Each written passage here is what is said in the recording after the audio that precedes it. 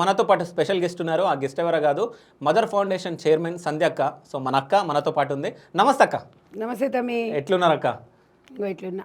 So అంటే నేను కొంచెం బిజీగా ఉన్నా, నేను పిలవలేకపోయినా. సో అంటే మహిళలకి ఎక్కడ ఏం జరిగినా ముందు నువ్వు ఉంటున్నావు అక్క. అంటే నేను వీడియోస్ చూస్తూ ఉన్నాం మొత్తం. అంటే ఎవరికన్నా అన్యాయం జరిగిందంటే అక్కడ ఉంటున్నావు. సో ఇప్పుడు మదర్ ఫౌండేషన్ త్రూ ఎంతోమంది మహిళలకు ఆసరా కల్పిస్తూ ఎంత హెల్ప్ చేస్తున్నావు మేము చూస్తూ ఉన్నాం.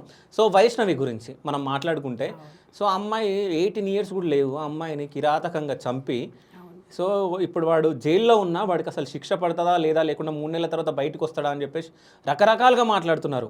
అంటే చాలామంది ఏమని మాట్లాడుతున్నారు, నేరస్తులు ఎవరైతే ఉన్నారో వాళ్ళకి చట్టం చుట్టమై కూర్చుంది, సో అందుకనే వాళ్ళు జల్సాలు చేసుకుంటా వాళ్ళు చేయాలనుకున్నది చేస్తున్నారు అన్నట్టు మాట్లాడుతున్నారు. ఒకటమ్మా, వైష్ణవి చావు అనేది అసలు దుర్మార్గం తెలుసా.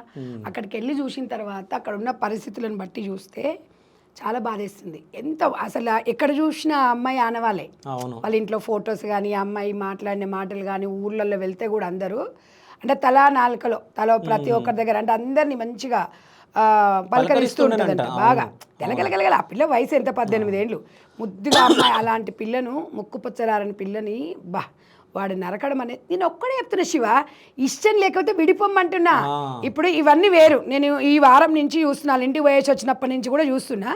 కొంతమంది లైవ్ డిస్కషన్స్ పెట్టి ఆ అమ్మాయి తప్పు ఇట్లా చేయడంతో, అరే ఇవన్నీ చూడకండి మీరు, చంపే రైట్ ఎవడిచ్చిండు అని అడుగుతున్నా. నేను అనేది అది ఫైట్ చేసేది చంపడం గురించి మాట్లాడుతున్నా. ఆ అమ్మాయిది వీడియోలు చేయడం తప్ప, లేకపోతే ఇంకా తప్ప, 13 మంది అన్నలు ఇదంతా సెకండరీ. అసలు అమ్మాయిని చంపే రైట్ ఉందా అని నేను ఇవాళ మిమ్మల్ని అడుగుతున్నా. కామెంట్ బాక్స్ లో పెట్టండి.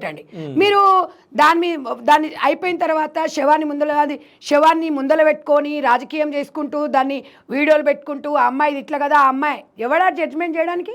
అమ్మాయికి న్యాయం జరగలా చేద్దాం. వైశ్య అనే వ్యక్తి ఈరోజు నాట్ ఓన్లీ రాణి బిడ్డ కాదు, ఇవాళ తెలంగాణలో ఒక అక్కగా, ఒక చెల్లెగా, ఒక బిడ్డగా అందరం చూస్తున్నాం. అలాంటి చావు ఏ బిడ్డకు రాకూడదు, అలాంటి పరిస్థితి ఎవరికి రాకూడదు అని చూస్తున్నాం.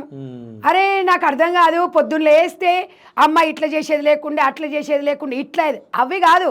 ఎట్లా చేసినా ఏం చేసినా ఒక్కటే అడుగుతున్నా, చంపే రైట్ ఎవరిచ్చిండ్రు అనే దాని గురించి మనం మాట్లాడాలి.